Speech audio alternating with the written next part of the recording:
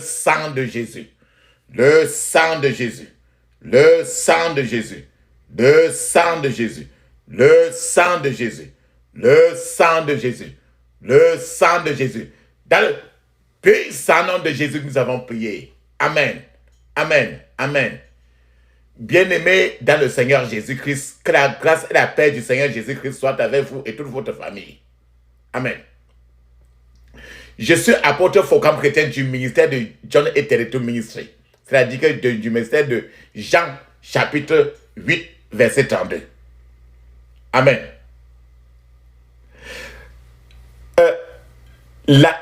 Je suis votre partenaire de prière habituel, votre partenaire de prière de tout le temps.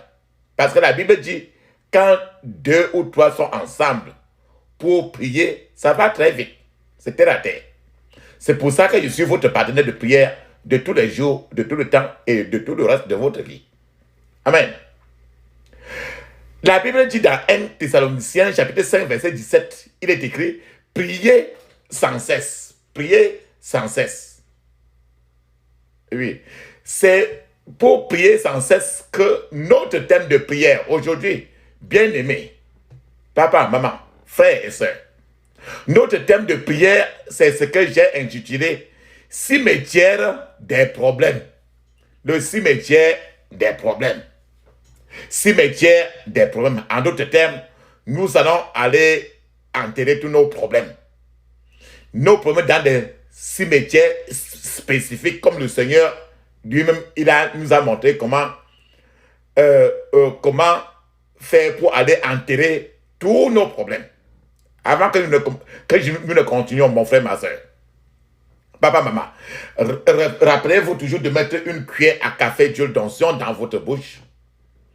Restez au moins 2 minutes, que cela reste au moins 2 minutes dans votre bouche. Vous rincez très bien votre bouche, la langue, et vous l'avalez. Mettez l'huile d'onction dans votre paume de main et vous la frottez. Frottez votre front, touchez vos cheveux, touchez votre nombril. Faites la même chose aussi pour les enfants. Et surtout même quand les enfants sont en train de dormir, faites à ce que votre enfant ait ça dans sa bouche et qu'il avale. Amen. Papa, maman, nous avons dit notre thème de prière aujourd'hui, c'est cimetière des problèmes. Vous avez dit, mais pourquoi ce genre de titre?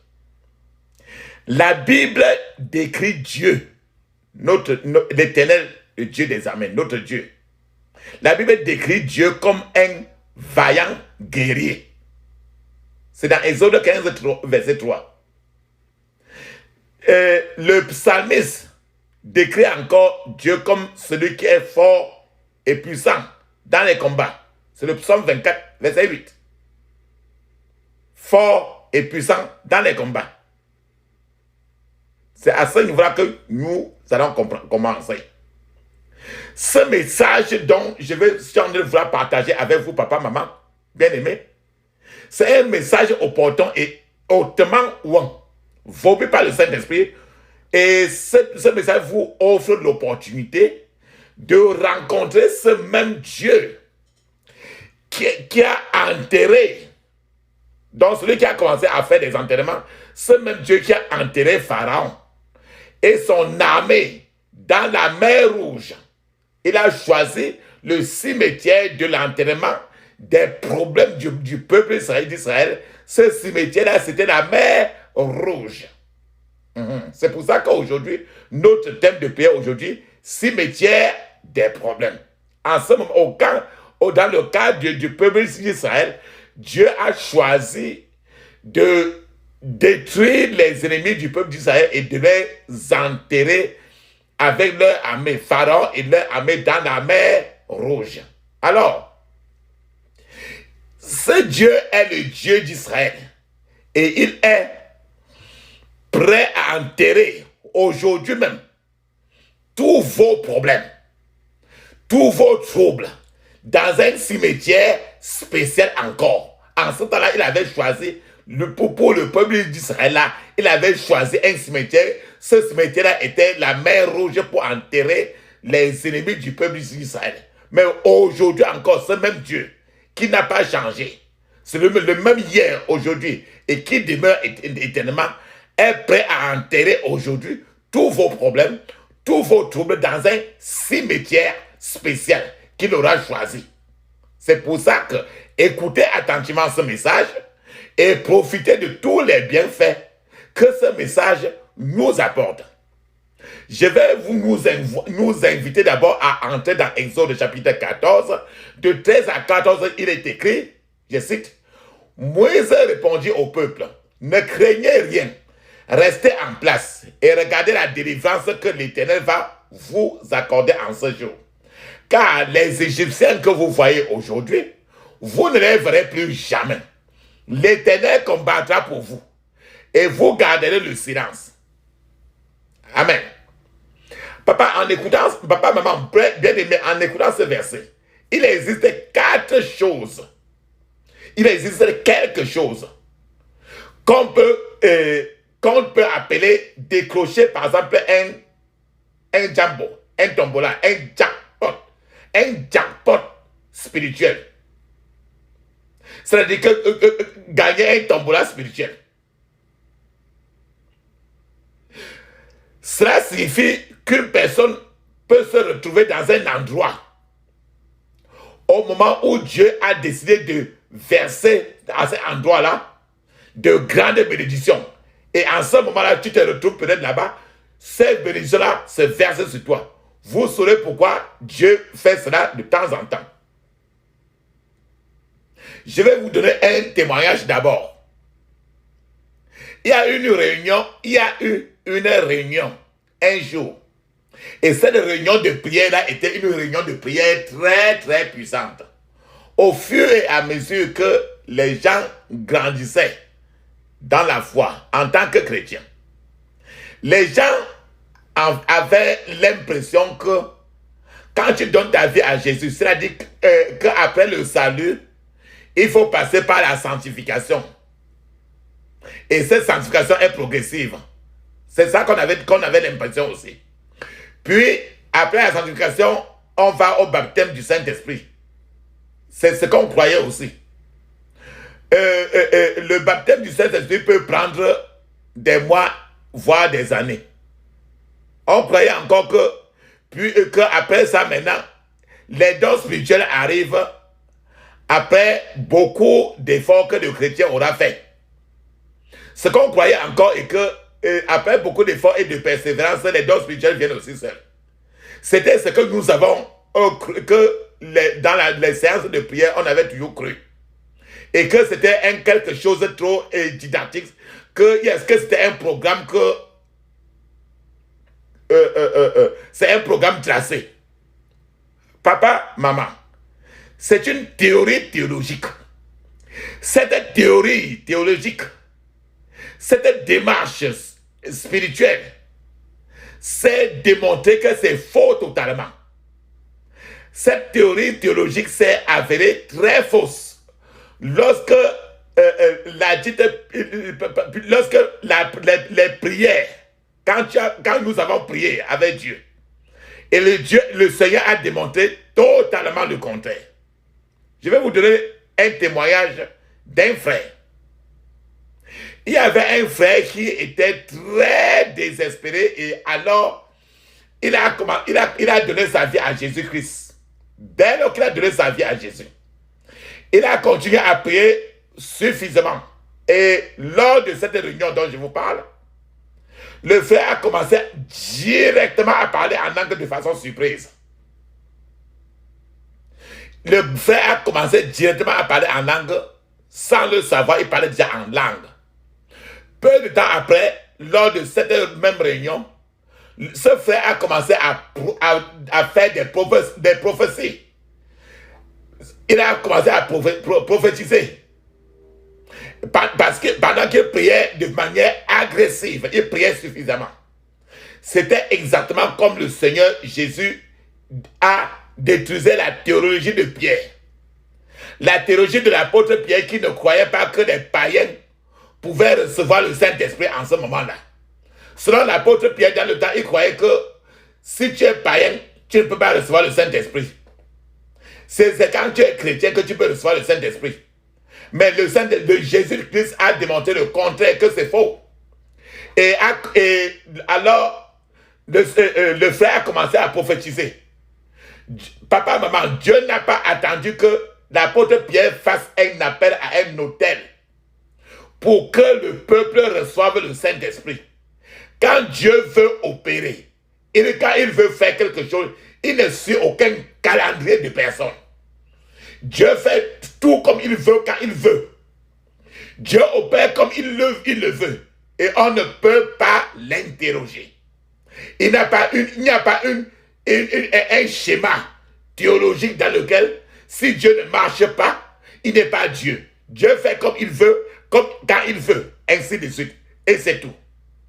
On pourra dire que ce frère présente, on pourrait dire que ce frère, quand il est venu à la réunion là, il a décroché le jackpot parce que quand il a commencé à prier, il a prié fortement, il a commencé à avancer rapidement.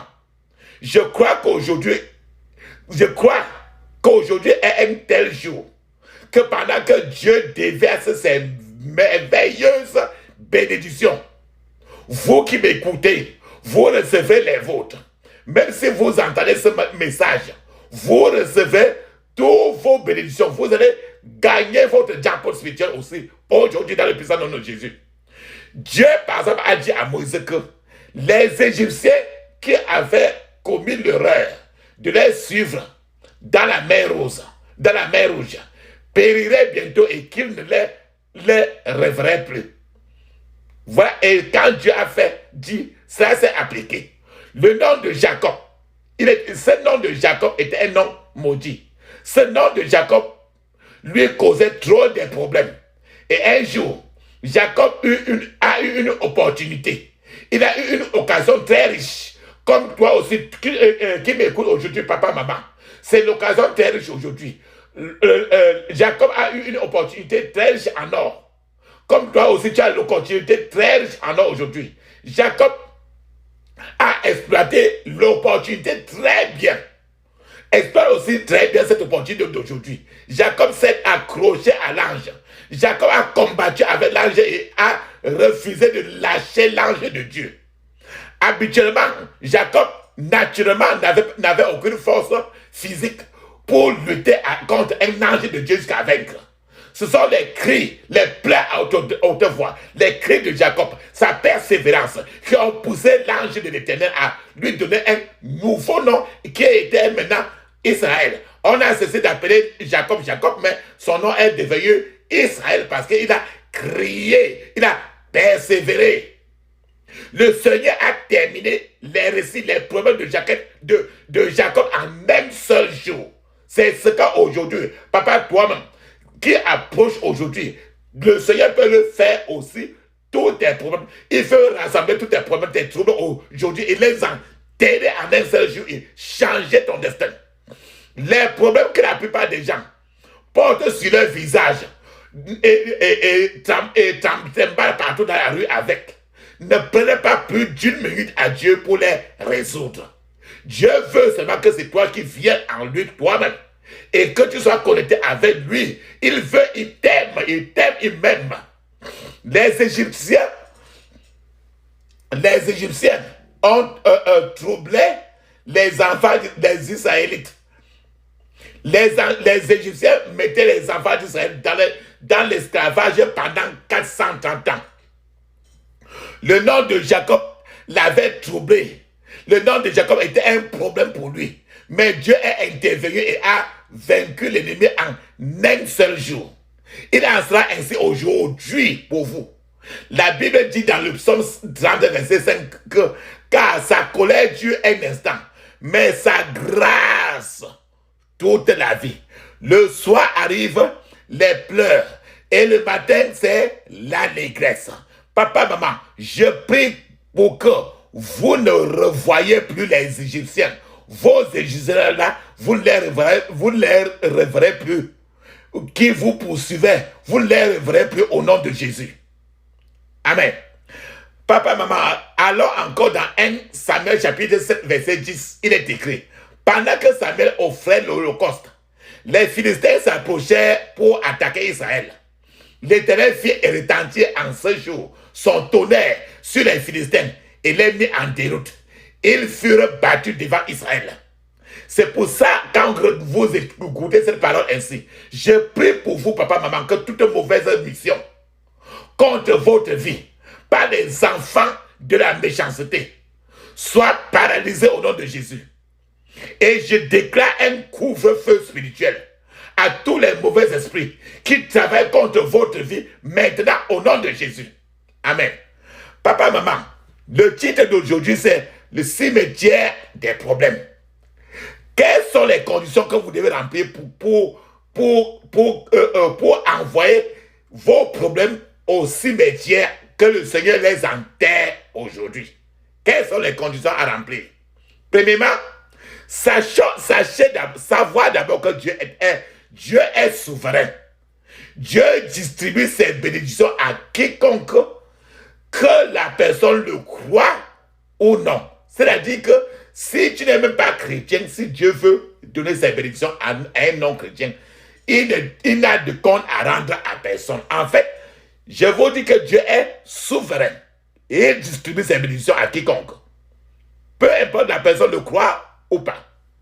Je vais vous donner par exemple un exemple, un témoignage. C'était un homme qui avait la hernie. La hernie. Tu connais la maladie de la hernie là, non?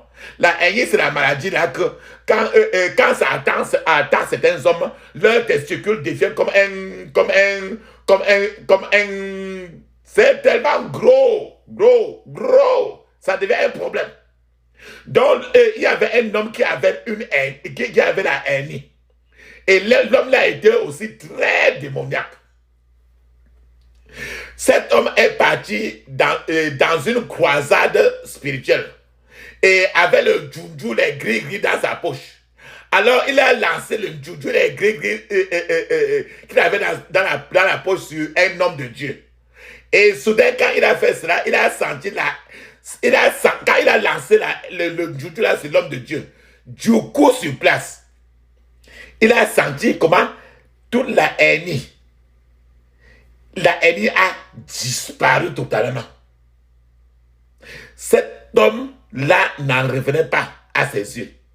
Alors cet homme-là s'est avancé il est allé devant l'autel où il y avait le prédicateur là, pour confesser et donner des témoignages de ce qu'il est venu faire. Dieu vient de décider de guérir cet homme de son problème de hernie qu'il a porté pendant plus de 14 ans, sans se soucier de savoir si l'homme était un croyant ou non. La Bible dit dans Psaume 115, 3, il est décrit: notre Dieu est au ciel, il fait tout ce qu'il veut. Tout ce qu'il veut. Papa, maman, voilà, l'homme était un démoniaque avec la hernie, mais Dieu voulait le libérer. L'homme est venu pour faire du mal à l'homme de Dieu, mais Dieu voulait guérir cet homme de la hernie et qui était démoniaque, parce que Dieu sait tout. Et Dieu n'a de compte à rendre avec personne. Il est souverain et il distribue ses bénédictions à quiconque, que la personne le croit ou non. Je vais encore aller pour vous parler de Saul. De Saul qui bien après était devenu apôtre Paul. Saul était un persécuteur des chrétiens. Il persécutait les chrétiens. Il égorgeait les ventres des femmes. Et aucun sermon, aucune prédication en ce moment ne pouvait changer Paul, comme le Seigneur lui-même l'a fait. Paul était un pharisien. Saul était un pharisien. Saul connaissait les écritures bibliques.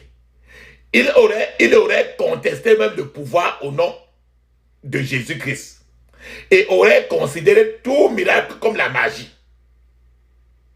Et que même tous les miracles qui venaient devant lui, il pouvait dire que c'était à cause de Belzéboul, que c'était le roi des démons qui faisait les miracles là. Mais, et Jésus lui-même, était le chef de l'église en ce moment-là. Et en bas, il y avait un Paul, un Saul qui persécutait les chrétiens. Et en haut de l'église, il y avait un grand pasteur qui s'appelait Jésus de Christ de Nazareth. Saul persécutait. L'apôtre Paul, alors, Jésus a rencontré Paul en chemin. Et il a... Saul a abandonné sa vie à Jésus. Aujourd'hui que nous parlons, Saul est devenu apôtre Paul et il est l'auteur de nombreux livres du Nouveau Testament. Et constitue pour nous un exemple qu'on peut suivre. Jésus n'a pas regardé si l'apôtre Paul était en train de tuer trop de gens, les chrétiens, ainsi de suite.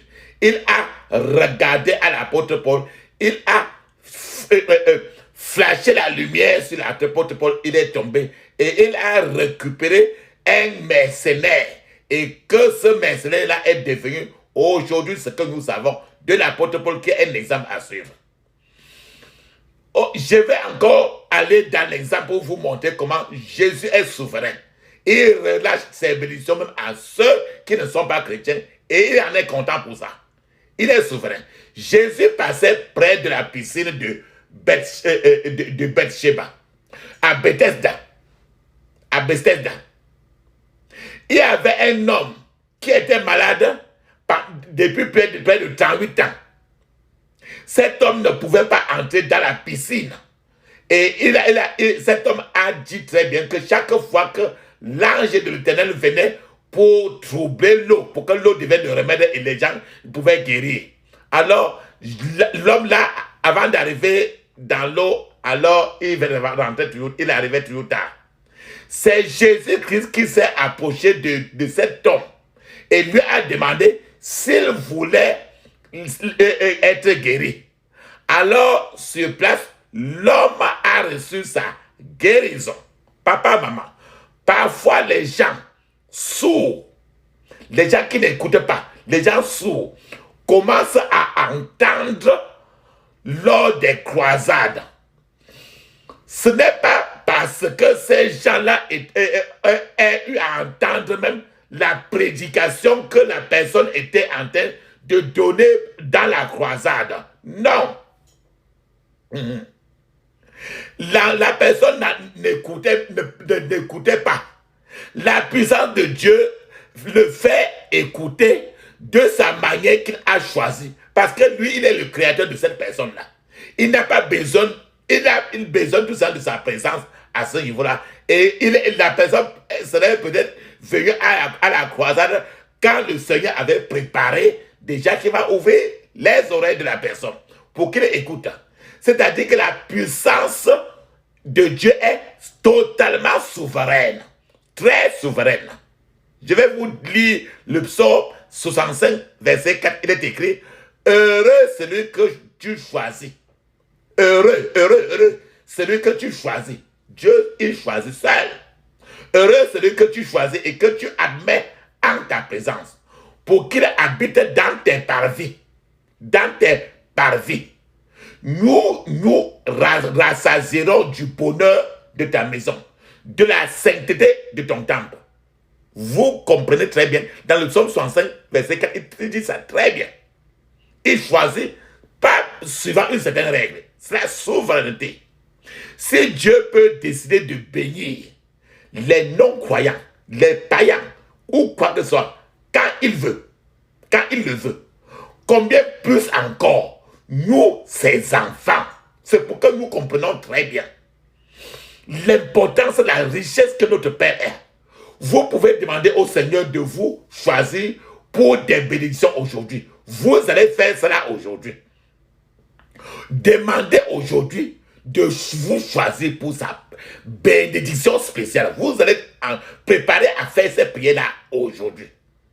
Nous ne savons pas comment Dieu fait ce qu'il veut faire. Nous ne le savons pas. Personne, il est vraiment très souverain. Il n'est pas courant de le voir choisir des personnes pour des bénédictions. Ce n'est pas très courant. Ce n'est pas tous les jours. Dieu le fait quand il veut. Et nous ne pouvons pas le remettre en question. Nous sommes quoi? C'est-à-dire que l'agile ne peut pas dire au potier que tu m'as arrangé par comment. Nous ne savons pas comment Dieu établit son arithmétique, ses calculs, ses mathématiques. Nous ne le savons rien et nous ne pouvons pas. Il est souverain. Il n'a de compte à rendre avec personne. Je vais vous parler encore toujours de la souveraineté de Dieu, parlant de Pierre, de l'apôtre Pierre. Pierre a enfreint, il a violé toutes les règles spirituelles lorsqu'il marchait sur la mer. Et Pierre était qualifié pour chavirer dans l'eau. Mais Pierre a imploré la grâce de Dieu. Et au moment où il a imploré la grâce de Dieu, il a obtenu cette grâce de Dieu. Il a imploré et il a obtenu la grâce.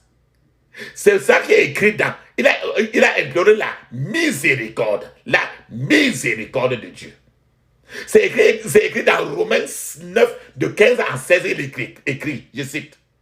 Car il dit à Moïse, je ferai miséricorde à qui je fais miséricorde. Et j'ai compassion de qui j'ai compassion. J'aurai compassion de qui j'ai compassion.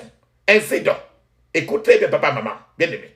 Ainsi donc, cela ne dépend ni de celui qui veut la compassion, ni de celui qui court pour la compassion, mais de Dieu qui fait miséricorde seul.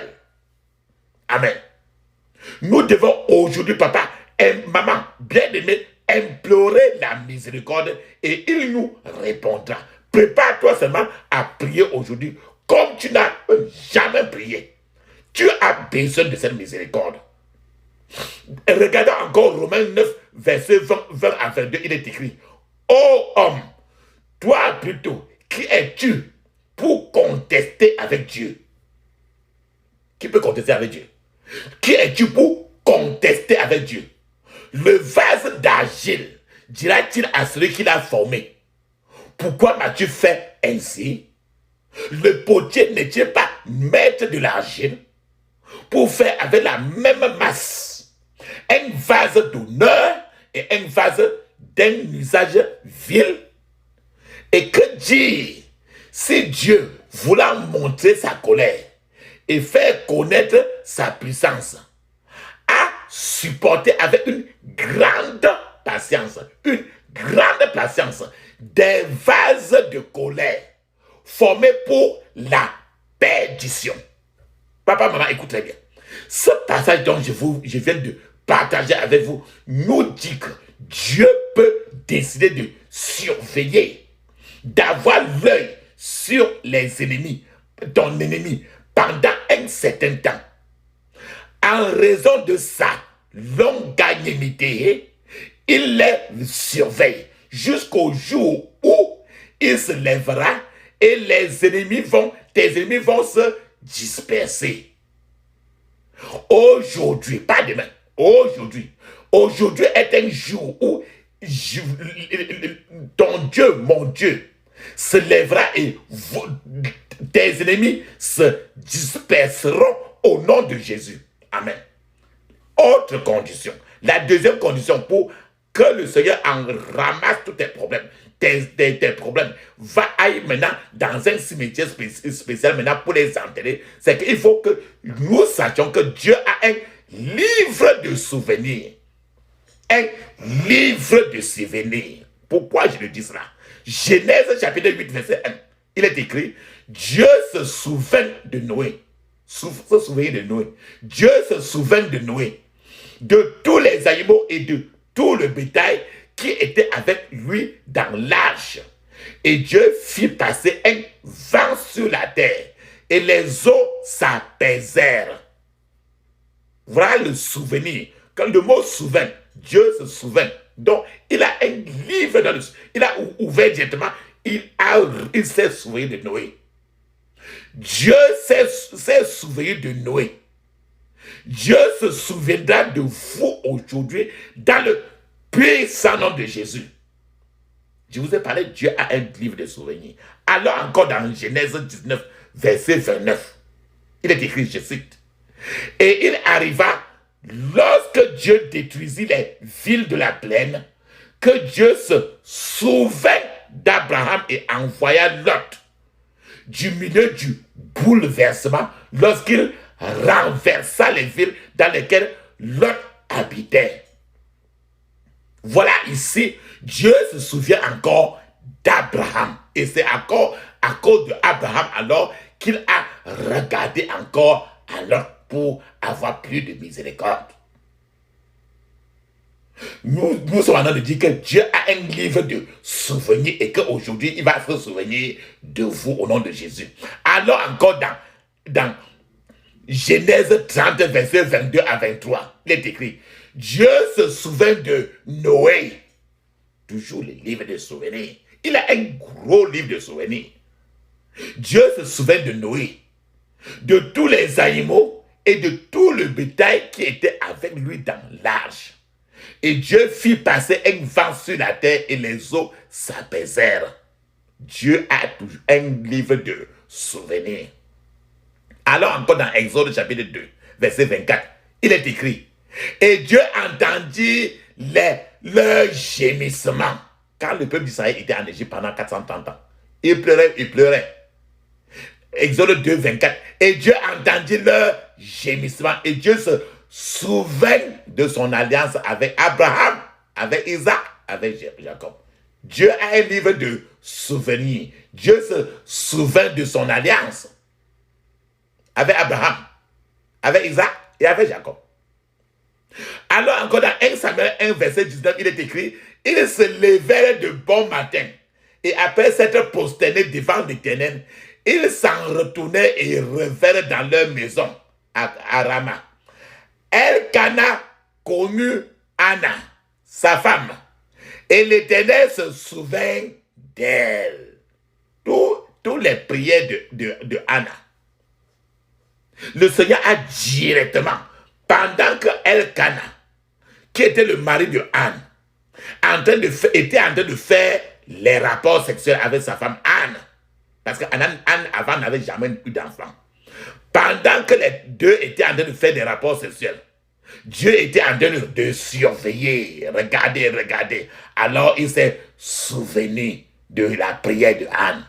Alors il a béni Anne de la manière que jusqu'aujourd'hui, l'enfant qui est sorti de Anne est l'ancêtre de Jésus de Nazareth.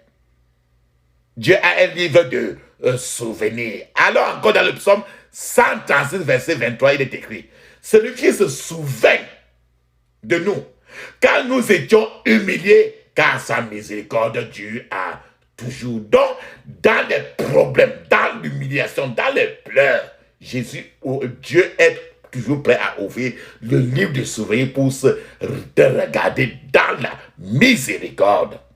Dieu a un livre de souvenirs. Alors encore dans Malachie chapitre 3, verset 16, il est écrit, je cite, alors ceux qui craignaient l'Éternel se parlaient souvent les uns aux autres. Et l'Éternel écouta et l'entendit. Et un livre de souvenirs fut écrit devant lui. Pour ceux qui craignaient l'Éternel et qui pensaient en son nom. Voilà, papa, maman, quand tu prends ton téléphone, tu fais le Congosa au téléphone, tu fais le Congosa au lieu de passer le temps beaucoup plus à dire des choses qui vont honorer l'Éternel. Quand tu parles des choses pour insulter Dieu, pour des choses qui dénigrent Dieu, le Seigneur ne peut pas te mettre dans son livre de souvenirs. Le Seigneur, dans ce verset, a de dire que les gens qui causent tout le temps pour honorer Dieu, causent pour s'humilier, causent pour faire à partir de son propre cœur, pour glorifier l'Éternel. L'Éternel ouvre directement et il a un livre de souvenirs qui met ton nom à l'intérieur. C'est ça qui est écrit dans Malachie chapitre 3, 16. Je cite encore. Alors ceux qui craignaient l'Éternel se parlaient souvent les uns aux autres. Donc, ils se parlent, ils se mettent à deux là. Ils sont en train de causer. Mais dans leur causerie, Tout n'est qu'en train de glorifier Dieu. Il n'y a pas de coni sur ça. Il n'y a pas de jonglerie. Il n'y a pas de jeu de jonglerie dans la causerie. Tout à l'intérieur n'est que penché dans la crainte de l'Éternel. Et l'Éternel écoute ce que tu dis avec la personne là. L'autre, n'importe qui là. L'Éternel écoute. L'Éternel écoute. Et la parole dit l'Éternel écouta et l'entendit. Et un livre de souvenirs fut écrit. C'est-à-dire que quand tu as le causer avec qui que ce soit, l'Éternel t'écoute. Et quand c'est avec pour Dieu, il ouvre une page de son livre, il écrit ton nom. Mais quand tu as envie de causer avec qui que ce soit, mais c'est dans ton cœur, il sait que tu joues au contraire le chat et la souris. Et que tu t'en fous trop de lui là, dans ton cœur, il regarde seulement, il secoue la tête. Papa, maman, Mardochée, regarde le livre de Esther. Mardochée était presque fini. Jusqu'à ce que le roi même s'est souvenu de Mardochée. Il s'est souvenu qu'il lui avait fait une faveur il y a quelque temps. Non pas que Dieu oublie les choses, mais le fait est que la date et l'heure de nos bénédictions sont inscrits dans le livre de Dieu, dans son livre. Et il est très ordonné. La date, je répète encore, et l'heure de nos bénédictions sont inscrits toujours dans le livre de Dieu. C'est pour dans le livre de Psaume, il est écrit, Seigneur, souviens-toi de moi. Il est bon de prier la prière de ce voleur qui était à la droite de Jésus quand Jésus était sur la croix. Quand Jésus était sur la croix, il y avait un autre voleur qui était sur la croix, qui était à la droite du Seigneur Jésus. Ce voleur-là qui était à la droite du Seigneur Jésus, il s'est tourné, il a regardé le Seigneur Jésus, il a dit, Seigneur, souviens-toi de moi, quand tu arriveras dans ton royaume. Et Jésus a dit, il s'est tourné, il a regardé le voleur-là à sa droite, il a dit, Jésus, je te le dis en vérité, aujourd'hui, tu seras avec moi dans le paradis. Le fait que ce voleur-là était à sa droite, il savait très bien qu'il a volé. Mais il regardait le Seigneur, même dans sa situation, il regardait la condition du Seigneur, il a pleuré. Il savait que Jésus va au ciel et que là où il est pécheur. Et il n'y a rien qui le qualifie pour qu'il aille encore au ciel. Rien. Mais sur place, cet homme a reçu sur place un billet d'avion aller jamais de retour. Un billet d'avion simple, aller seulement, pas de retour. Un aller simple express pour le ciel. Le voleur qui était à sa droite, il n'a pas jamais connu ce qu'on appelle le salut. Il n'a jamais connu ce qu'on appelle la sanctification. Il a le parler en langue, le baptême et tout ça. Il n'a jamais eu ça. Sur place, Jésus lui a dit que maintenant là que je suis parti là, on va. Le billet d'avion était déjà signé avec le casier du Seigneur Jésus. La parole du Seigneur Jésus est oui et amen. Alors, il a simplement été admis directement comme ça au ciel. Et c'était tout. Il est souverain. La troisième maintenant condition qu'on peut savoir pour aller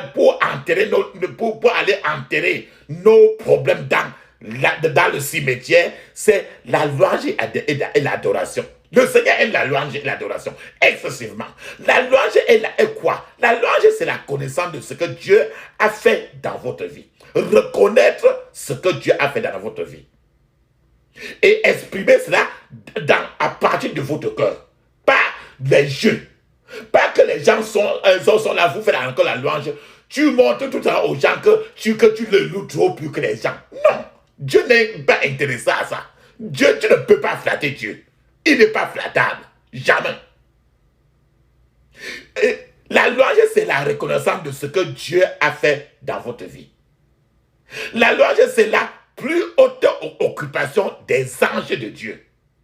Les anges de tous les jours, ce qu'on appelle, ce qu'on sont toujours, il y a un département très élevé de la louange au ciel et les anges sont nuit et jour en train de louer toujours l'Éternel. Lorsque vous louez Dieu, vous vous décentralisez. Et à ce niveau, Satan est allergique aux personnes qui louent Dieu. Quand tu le loues dans tout ton cœur, Satan n'aime pas.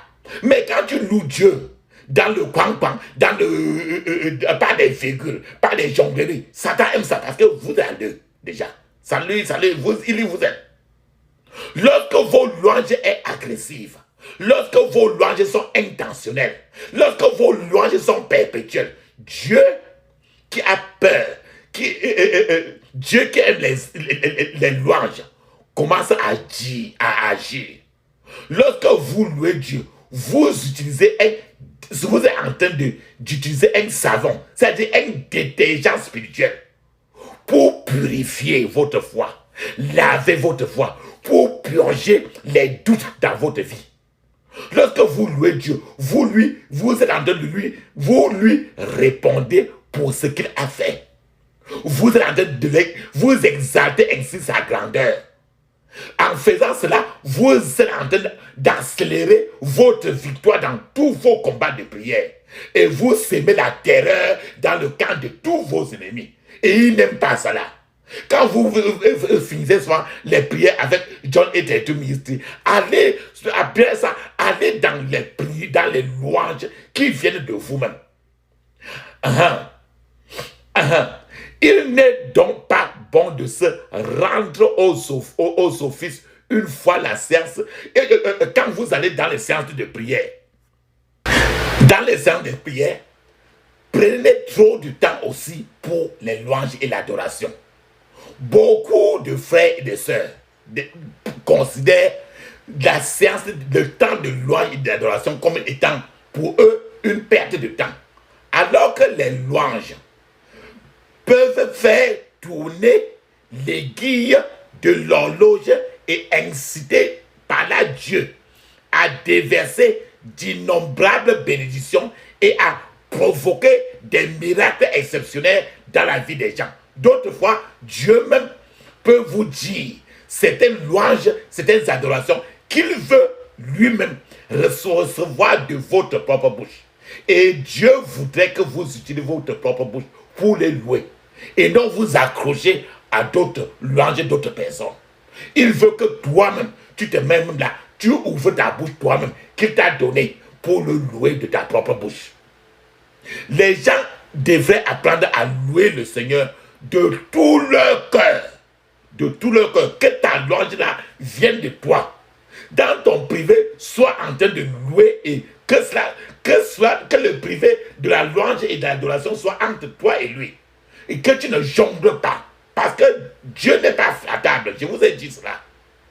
Alors dans Exode chapitre 15, verset 11, il est écrit: qui est comme toi parmi les dieux, ô Éternel? Qui est comme toi, magnifique en sainteté, digne de louange, opérant des prodiges? Voilà Exode 15, 11. Il dit qu'il y a trop de dieux sur la terre. Les dieux des villages, les dieux des crânes, les dieux de l'eau, les dieux du village, les dieux de la forêt, les dieux des masques, les dieux des arbres. Il y a trop de dieux. Mais la Bible dit qui, parmi tous ces dieux-là, qui est comme l'Éternel, qui est comme toi parmi les dieux, ô Éternel, qui est comme toi, qui est magnifique en sainteté. Tous les autres dieux ne sont que les dieux qu'on fabrique avec les mains. C'est les autres dieux qui n'écoutent pas, qui ne voient pas, qui ne parlent pas. Et les autres dieux qui ne sont pas dignes de louange, il n'y a que lui qui est digne de louange, qui peut opérer des prodiges. Il n'y a aucun Dieu qui peut opérer des prodiges, rien. Le Dieu de ton village, le Dieu de tes ancêtres ne peut rien, parce qu'ils sont morts. Ils ne reviennent jamais à la vie.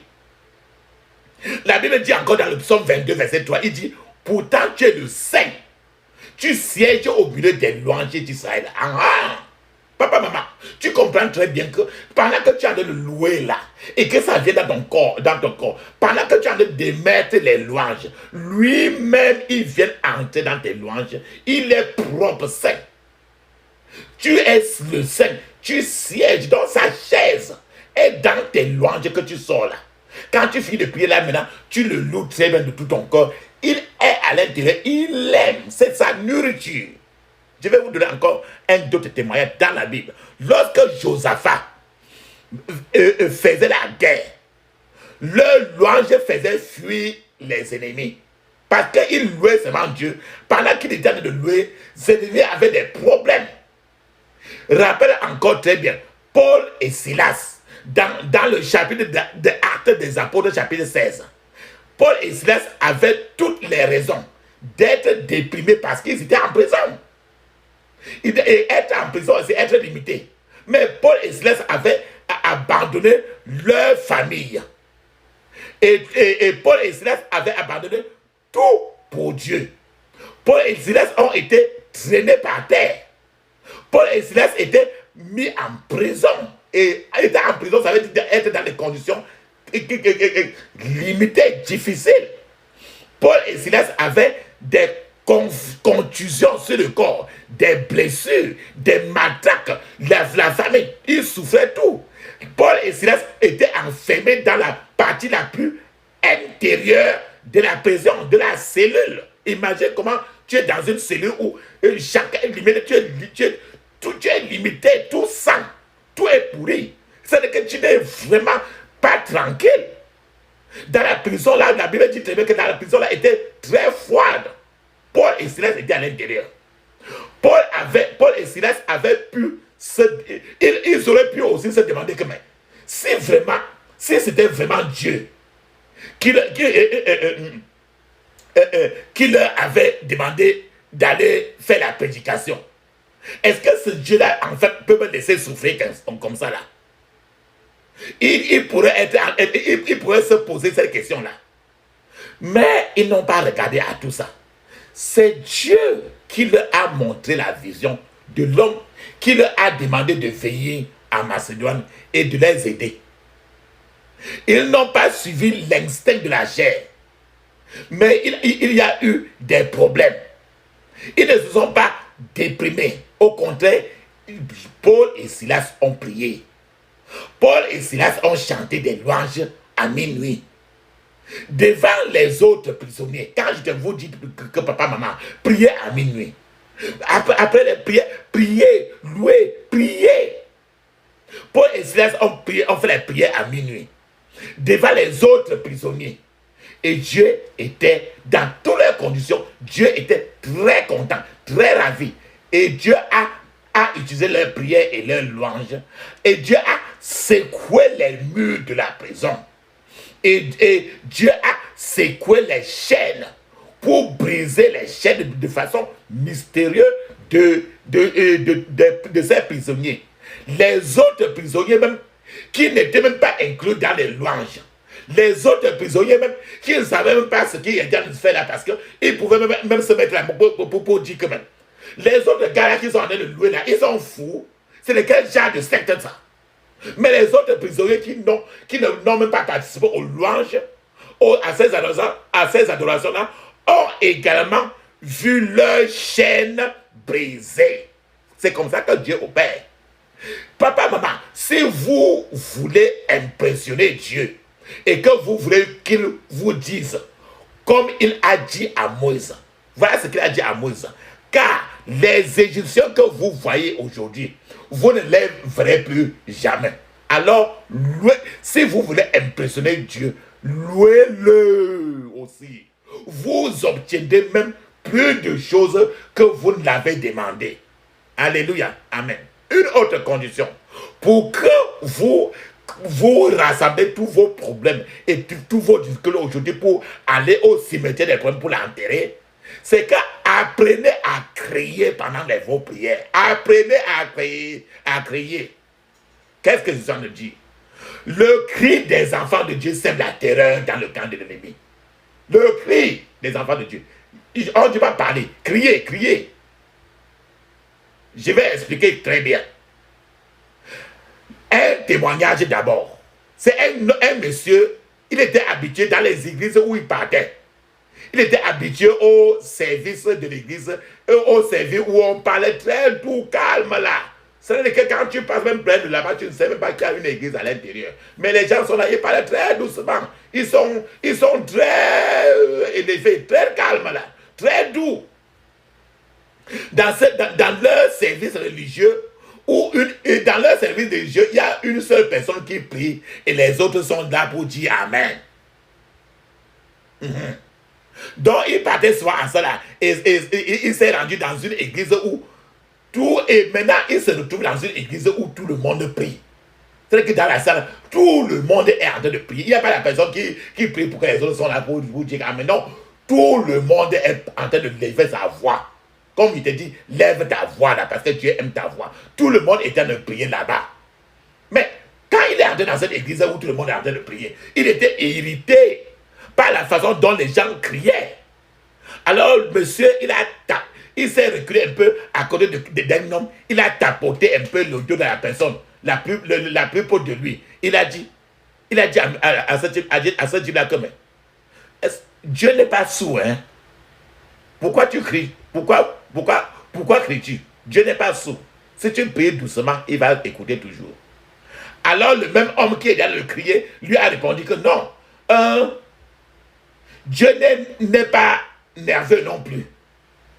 Quand tu cries, il ne s'énerve pas pour cela. Pour prier avant de changer, priez vite avant que le point de prière se change.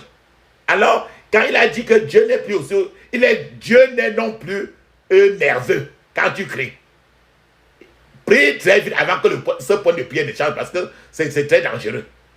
Alors cet homme était toujours surpris. Et il a continué à observer. Il a vu que tout le monde était toujours en train de prier, mais dans la prière, chacun criait. Alors il a observé jusqu'à ce à un certain moment, il s'est retrouvé, il est entré aussi dans la danse de la prière. Jusqu'au 4e point de prière maintenant, il est entré maintenant, il a commencé à crier aussi. Papa, maman, si j'entre encore pour parler apprendre à crier, dans la Bible, le mur de Jéricho s'est effondré. Tout simplement à cause des cris des peuples d'Israël.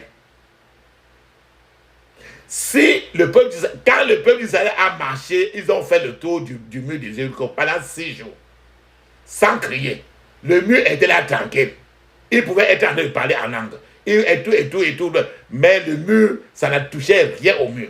C'est le 7e jour quand le peuple d'Israël a crié que le mur de Jéricho s'est écroulé, que le mur de Jéricho s'est effondré. La Bible dit que le Seigneur descendra avec un cri aussi. Le cri du peuple de Dieu fait lever Dieu sur sa chaise. Et le cri du peuple de Dieu disperse les ennemis des enfants de Dieu. Papa, maman, préparez-vous à effrayer le diable avec votre cri aujourd'hui. Préparez-vous à les effrayer. La Bible dit dans Ésaïe chapitre 12, verset 6, il est écrit. Écoute très bien ce que la Bible dit. Ésaïe chapitre 12, 6. Il est écrit. Pousse des cris de joie. Il a dit que parle de joie. Pousse des cris. Quand c'est quelqu'un te dit que les cris de joie. Crier, c'est que ça veut dire que quoi? Pousse des cris de joie et d'allégresse, habitante de Sion, car il est grand au milieu de toi, le Saint d'Israël. Alléluia. Amen. Maintenant, une autre chose pour que tes problèmes soient enterrés dans un mystère spécial, c'est qu'apprenez à invoquer Dieu. Apprendre à invoquer Dieu. Pourquoi je dis cela? Dans le psaume 50, verset 15, il est écrit, et invoque-moi au jour de la détresse. La Bible ne dit pas que, il dit que invoque-moi au jour de la détresse. Ça veut dire que appelle-moi le jour où il y a les problèmes. La Bible ne dit pas que appelle ton pasteur. La Bible ne dit pas que appelle ta camarade intime. Appelle ta mère, appelle ton père, appelle ton frère, appelle ta soeur. La Bible ne te dit pas cela. La Bible dit très bien dans le psaume 50, verset 15, invoque-moi, appelle-moi. Donc il est au bout du téléphone, il t'attend. que tu prends ton téléphone de la prière, que tu places son numéro. Son numéro, c'est Jésus-Christ de Nazareth. Tu l'appelles avec ça, tu appuies ça, directement, il t'attend. Il n'a pas dit que tu prends ton téléphone pour appeler que maman est où? Maman est où? Non. Papa est où? Ma fille est où? Non. Où est mon pasteur? Non. Il aime ta voix. Il dit que invoque-moi au jour de la détresse. Jour de la détresse, c'est le jour des problèmes. Il n'a pas dit que si les problèmes arrivent, Dieu dit que les problèmes vont arriver. Parce que Dieu veut que les problèmes restent là. Pour que tu appelles. C'est pour ça que nous disons que appelle sans cesse. Prie sans cesse. Alléluia. Invoque-moi au jour de la détresse. Je te délivrerai et tu me glorifieras. C'est un contrat qu'il fait avec toi. Il dit que là où les problèmes arrivent, tu m'appelles là, je vais te délivrer. Mais quand je te délivre, quand il te délivre, ne va pas au quartier chanter que c'est parce que tu pries beaucoup que tu as eu ta solution. Hein. Va témoigner que Dieu a fait parce que toi-même tu n'as pas de valeur. Dieu est tout pour toi. Donc c'est un contrat d'abord qu'il te dit. Il veut sa gloire dans tes détresses. Si dans tes déserts tu pries et qu'il te délivre et maintenant tu te mets encore comme si tu te vendais parce que tu as été trop, c'est parce que tu es trop chrétienne, c'est parce que tu es trop ceci, cela. Non, c'est un contrat. Il dit que appelle-moi, premièrement. Les détresses vont venir. Appelle-moi. Quand les problèmes sont là, je vais t'enlever de ces problèmes-là. Et la troisième chose, c'est que il faut me donner la gloire. Ne te donne pas la gloire. Ne donne pas la gloire à ton église. Ne donne pas la gloire à ton pasteur. Ne donne pas la gloire à ton mari, à toi-même. Non. Donne la gloire de ton cœur à Jésus de Nazareth. Fais qu'il soit content parce qu'il t'a aidé. Tu ne l'aides pas. Amen. Papa, maman, apprenez à invoquer Dieu. C'est-à-dire qu'appelez à appeler Dieu. Appeler. Quand il dit appel, les appels. Il y a beaucoup les différents types d'appels. Les appels sont différents les uns des autres. Je vais vous donner un témoignage pour ce qui concerne les appels, la manière d'appeler. C'était 3 victimes d'accident. 3 victimes de l'accident ont été transportées d'urgence à l'hôpital. Les 3 personnes-là qui étaient victimes d'un accident, c'était eux tous les 3 étaient des diplômés. Des diplômés d'université. La première personne il était diplômé d'université, qu'on appelle université Harvard, qui est aux États-Unis. La deuxième personne qui est partie à l'hôpital, c'était quelqu'un qui est diplômé d'université de Cambridge en Angleterre. La troisième personne qui était victime de cet accident, c'était quelqu'un diplômé de l'université de Fourabé en Sierra Leone. Maintenant, étant arrivé à l'hôpital en urgence, la personne qui était diplômée d'université de Cambridge en Angleterre, il a dit avec une voix très polie, il a dit: docteur, j'aimerais que vous vous occupez de moi, j'ai mal. Il est lui resté tranquille. Maintenant, celui de Harvard, de l'université de l'Amérique, il a dit: hey, bébé, j'ai les douleurs. Vraiment, il faut venir m'aider. Maintenant, celui de diplômé de l'université de Fourabé de la Sierra Leone, lui, il a crié à haute voix. Il a crié trop fort. Docteur, viens me soigner, oh. Docteur, viens me soigner. Il continue à crier. Viens me soigner. Papa, maman, votre hypothèse est peut-être aussi bonne que la mienne. En ce qui concerne tous ces 3 cas. En sachant que c'est celui qui a crié, qui a troublé toute la salle. Il a attiré l'attention. Il a attiré l'attention des médecins. Ces médecins ont couru vers lui. Comme si c'était même lui seul qui avait fait l'accident. Pour entendre ce qu'il avait à dire. C'est la même chose que Dieu fait. C'est la même chose. C'est la même chose avec Dieu. Jacob alors a invoqué Dieu jusqu'à ce qu'il fasse quelque chose pour lui. Jacob a crié toute la nuit. L'aveugle de Bartimée, Jésus, il a appelé Jésus avec un cri. Jésus, fils de David, aie pitié de moi. Avec un cri, jusqu'à ce que Jésus, il a attiré l'attention de Jésus. Beaucoup auraient posé la même question pour savoir pourquoi l'aveugle de Bartimée était même dans la foule. Étant dans la foule, il n'était pas venu pour jouer. Il aurait été simple de savoir que Jésus de Nazareth était en train de passer. Et il était tranquille. Mais comme Jésus quoi pour parler de pour appeler Jésus. Je ne suis rien.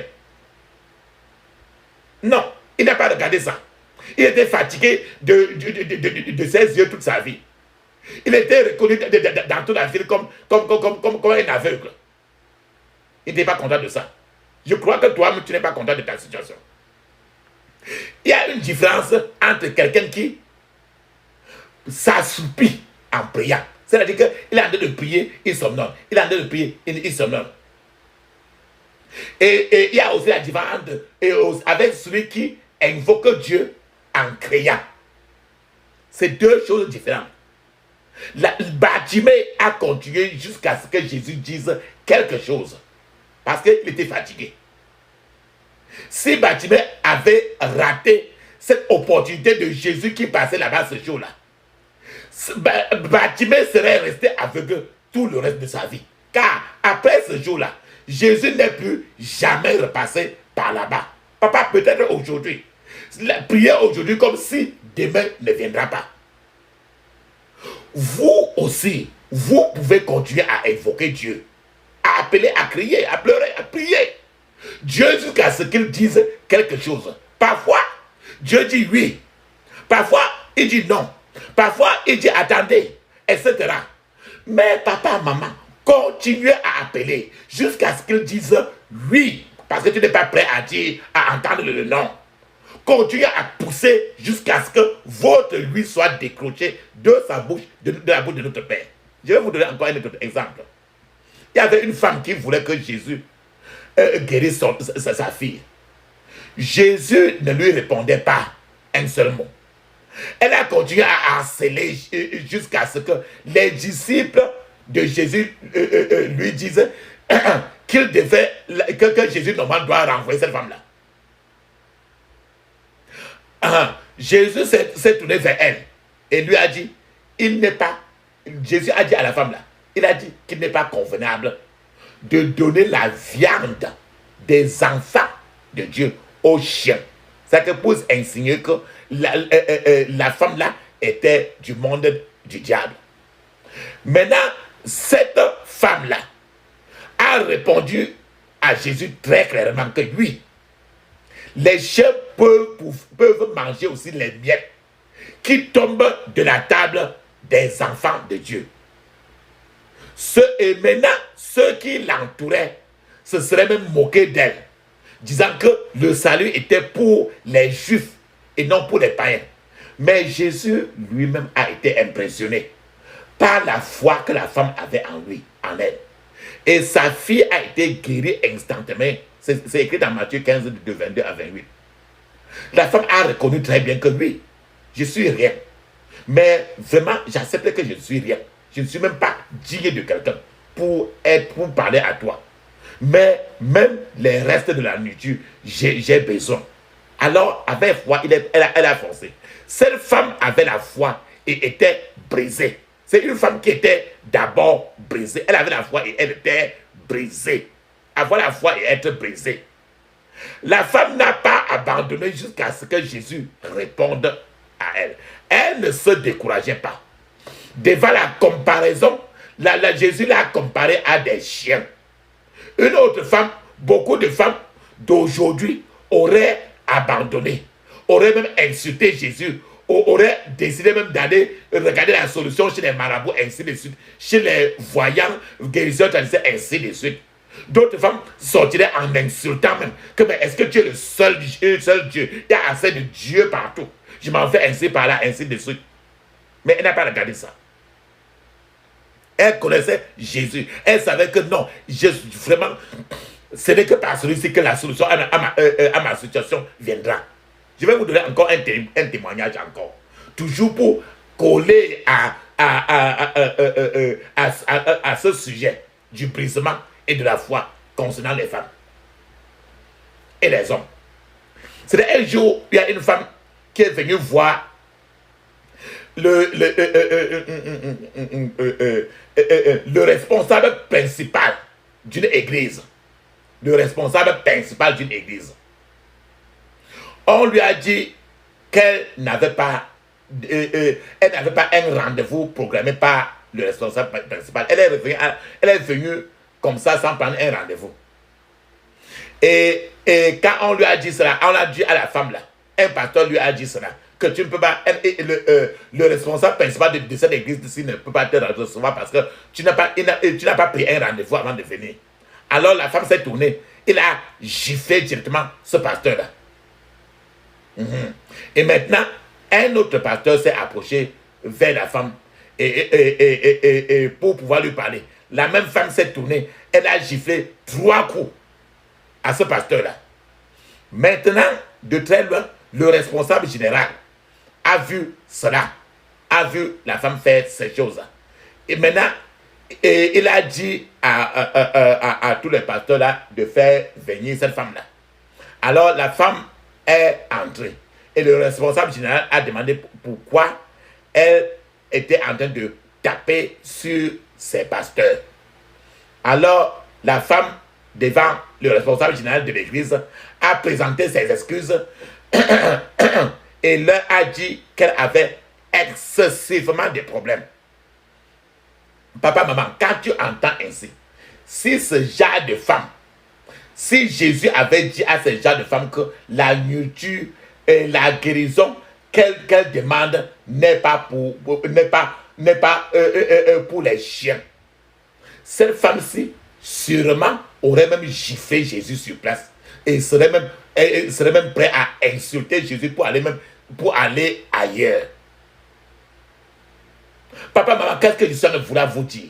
Il ne faut pas se laisser décourager par qui que ce soit ou par quoi que ce soit. Croyons au Seigneur Jésus. Soyons dans l'espoir à chaque seconde.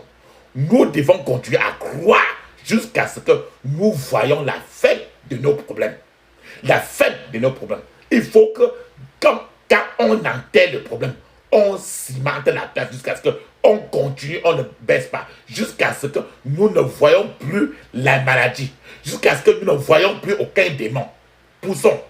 Poussez. Une autre condition qu'il faut remplir pour que nos problèmes soient enterrés dans un cimetière spécifique, c'est que apprendre à commander à ce que nos problèmes commencent à avoir des problèmes. Il faut que nos problèmes commencent à avoir des problèmes. C'est-à-dire que les problèmes que tu as, c'est parce qu'il n'y a pas de problème que ce problème-là est seulement libre maintenant qu'il vient te déranger. Maintenant, si tu pries pour que tes problèmes commencent à avoir des problèmes, ils n'auront plus le temps, ce problème-là n'aura plus le temps de s'occuper de toi parce que leur problème sera en train de les dépasser eux-mêmes. C'est-à-dire que les problèmes maintenant vont commencer à avoir des problèmes. C'est pourquoi je dis cela. C'est écrit dans le psaume 68, verset 18. Psaume 68, verset 18. Et aussi, rappelle-toi très bien, on va prier ce genre de cas aujourd'hui beaucoup. Psaume 68, verset 18, il est écrit: tu es monté dans les hauteurs. Tu as amené des captifs. Tu as pris en don des hommes. Les rebelles habiteront aussi près de l'Éternel. Alléluia. Il dit que tu es monté dans les hauteurs. Tu as amené des captifs. Tu as pris des dons des hommes. Les rebelles habiteront auprès de l'Éternel. Quand il dit que tu as amené des captifs, ça veut dire que tes problèmes ont commencé à avoir des problèmes. C'est ça qui est là-dedans ainsi. C'est-à-dire que ta captivité est devenue captive. C'est que tes problèmes ont commencé à avoir eux-mêmes des problèmes. À ce niveau-là, maintenant, quand tes problèmes commencent à avoir des problèmes, toi-même, tu te recules parce que eux-mêmes, ils n'arrivent pas à gérer leurs propres problèmes. Cela signifie que la captivité est dans des problèmes déjà. Ça veut dire que la captivité est dans les difficultés déjà. Ça veut dire que tes problèmes commencent à avoir trop de problèmes. Vous aussi, vous pouvez prier, commander, ordonner à vos problèmes d'avoir des problèmes et ordonner que la captivité soit amenée aussi captive. C'est-à-dire que le cancer qu'on dit que tu as là, tu dis que cancer, reçois le cancer au nom de Jésus. Cancer, reçois le cancer au nom de Jésus. Ça veut dire qu'il faut que tes problèmes commencent à avoir des problèmes. Parce que n'importe quoi dans le monde spirituel est une entité. Vous pouvez maudire l'esclavage. C'est-à-dire que vous pouvez maudire la servitude. La servitude qui est à moi, soit maudite au nom de Jésus. Maudire la servitude de l'esclavage pour qu'elle soit brisée. C'est-à-dire que vous créez des problèmes pour le rendre inconfortable et malade. C'est-à-dire qu'il faut que ta maladie commence à être trop inconfortable tant que c'est sur toi. C'est-à-dire que ça dépend de ce que sort de ta bouche. Lorsqu'un problème est malade, ce problème-là ne peut pas vous attaquer parce que le problème lui-même, son nom s'appelle problème. Et maintenant, il est maintenant déjà hospitalisé. Donc, il n'a plus le temps parce qu'il est en train de gérer son problème de maladie lui-même. Je vais vous donner un témoignage. Ces 5 hommes, 1, 2, 3, 4, 5 hommes ont été envoyés pour attaquer un homme de Dieu. Un homme de Dieu qui est parti pour faire une croisade spirituelle. Le premier jour de la croisade, l'homme de Dieu, quand c'était fini, l'homme de Dieu est rentré à la maison dans la chambre où il vivait. Il a commencé à louer le Seigneur. Et soudain, dans la chambre où il a commencé à prier, il a senti un mouvement dans la pièce où il était. Maintenant, il a ouvert les yeux et il a vu un serpent venir vers lui. Maintenant, là, l'Esprit de Dieu a interpellé l'homme de Dieu. L'Esprit de Dieu lui a dit, ferme tes yeux. Et l'homme de Dieu a fermé, a continué à prier seulement. Et il a continué. Et il a continué à prier et le serpent a commencé à s'enrouler autour de l'homme de Dieu. Le serpent a commencé à l'envelopper, rouler. Et l'Esprit de Dieu a interpellé l'homme de Dieu. Il a dit, dis très bien, ordonne maintenant que le serpent lâche son emprise sur toi. Dis seulement que serpent, lâche ton emprise sur moi maintenant, au nom de Jésus. Maintenant, quand l'homme de Dieu a exécuté cela, le serpent a commencé à se dérouler, se détacher. Et il est rentré au centre, au milieu de la chambre. Et maintenant, sur place, ce serpent-là a commencé à se transformer et est devenu une vieille femme au centre de la chambre où l'homme de Dieu était. Et maintenant, cette vieille femme-là a dit à l'homme de Dieu qu'elle est venue pour tester la puissance de cet homme de Dieu.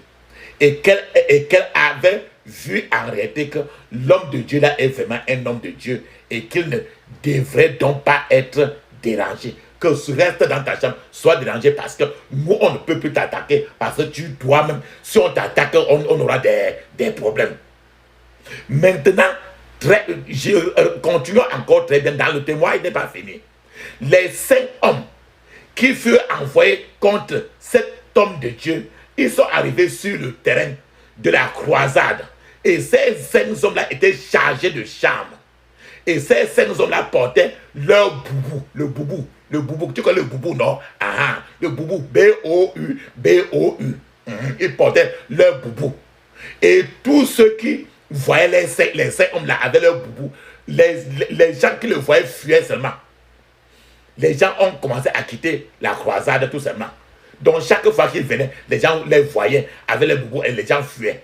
Le 3e jour de la croisade, toute la place était vide parce que personne ne voulait venir encore là, parce que les gens avaient peur de ces 5 hommes-là.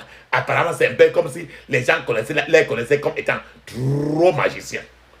Maintenant, l'homme de Dieu est resté maintenant. Le troisième jour, la croisade était vide. L'homme de Dieu est resté abandonné à lui-même. Il est abandonné à lui-même. Alors, l'homme est devenu agressif dans son esprit lui-même. L'homme a fait de violentes prières. Il a commencé à ordonner lui-même que bon. Maintenant, là, il a commencé à ordonner que la captivité de la croisade devienne captive. Parce que l'objectif de ces 5 personnes était de vider, que personne ne connaisse la vérité, que personne ne connaisse Jésus, que personne ne soit vraiment connaisse la vérité. Il a commencé à dire que la captivité de cette croisade devienne captive. Alors quand il a commencé à prier, cette prière-là avec agressivité, avec fureur, le lendemain, ces hommes ont commencé à avoir des problèmes. Les 5 hommes ont commencé à avoir trop de problèmes. Voilà ce qui s'est passé. À cause de la prière, que ma captivité devienne captive. Que mes problèmes commencent à avoir des problèmes. Alors il a prié rien qu'ainsi. Les 5 hommes, voilà ce qui s'est passé. L'un des 5 hommes est mort le jour suivant. Un autre était terriblement, il est tombé terriblement malade. Un autre a perdu sa femme du coup. Le 4e homme est devenu paralysé. Le 5e homme a vu la situation. Il a couru vers l'homme de Dieu en question pour lui demander pardon. Et cet homme, lui, maintenant, a donné sa vie à Jésus. Après cela, la croisade a continué. Et les gens ont commencé à venir en masse.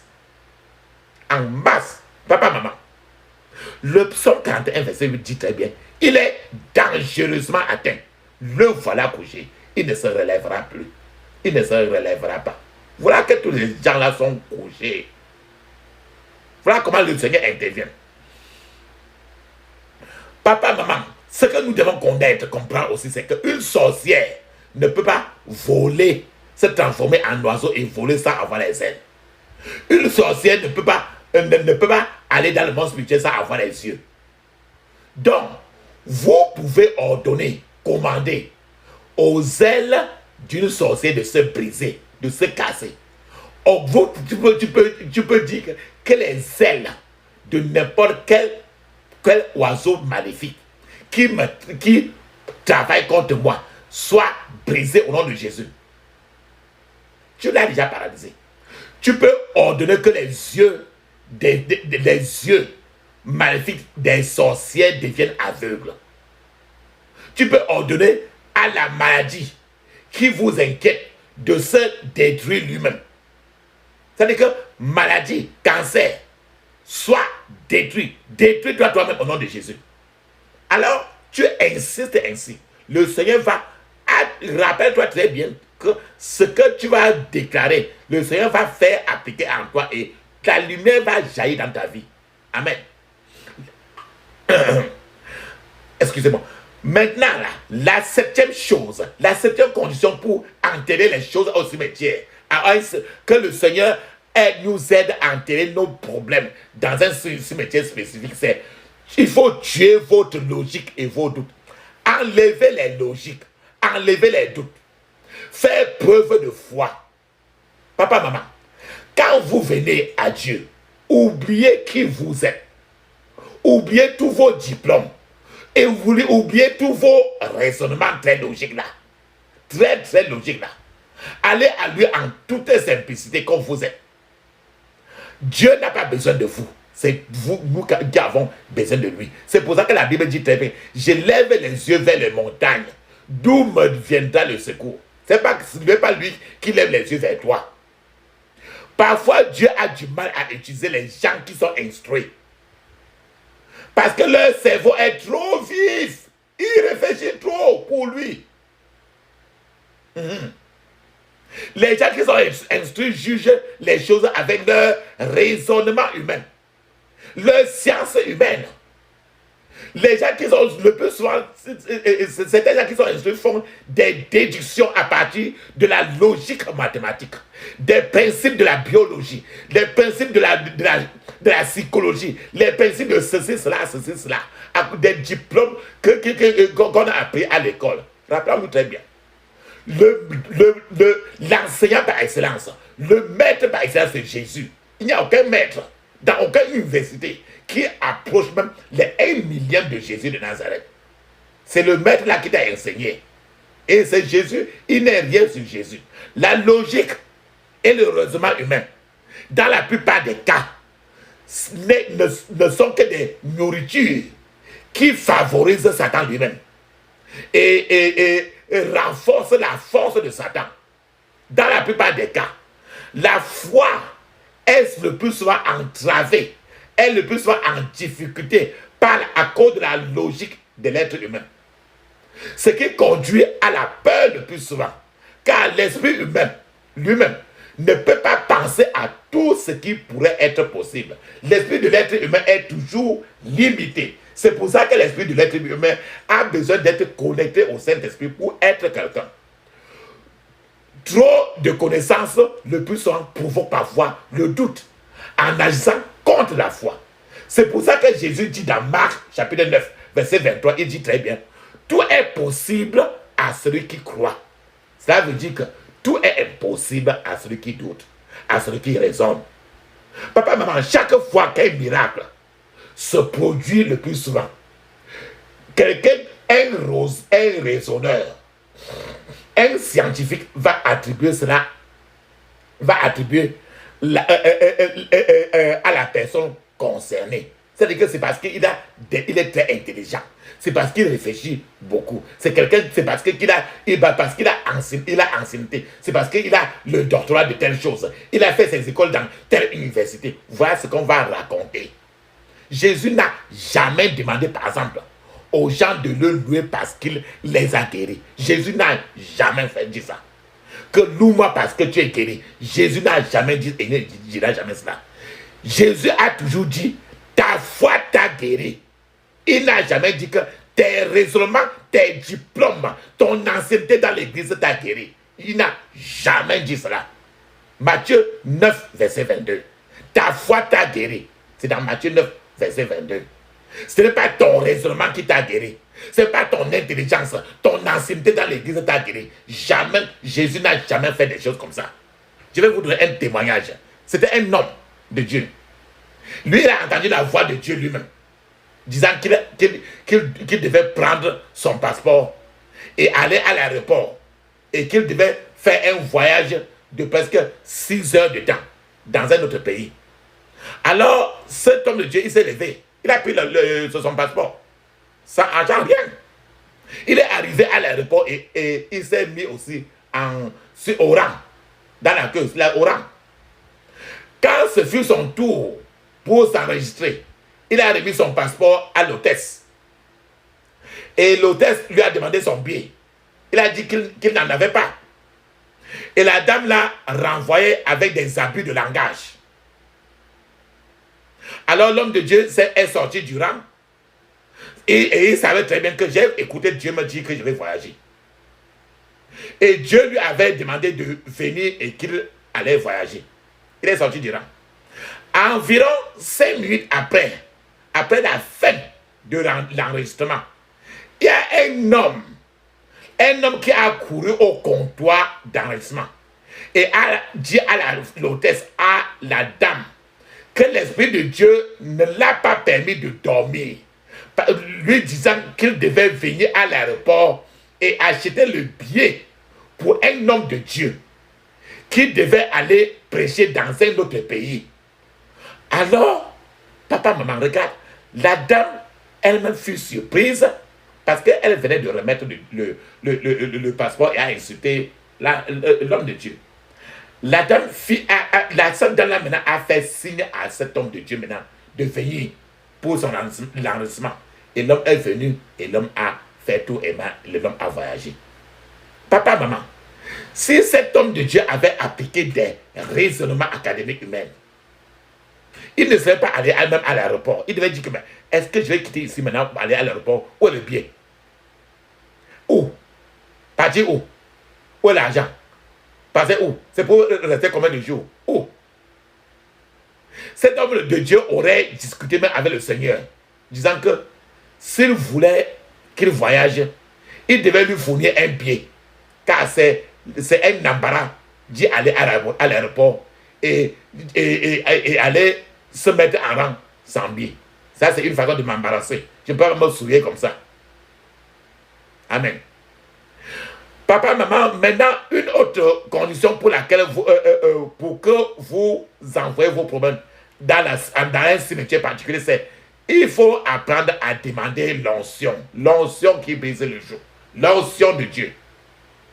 Lorsque la puissance de Dieu tombe sur vous, les jougs de l'ennemi se brisent et les choses commencent à marcher, à se produire normalement.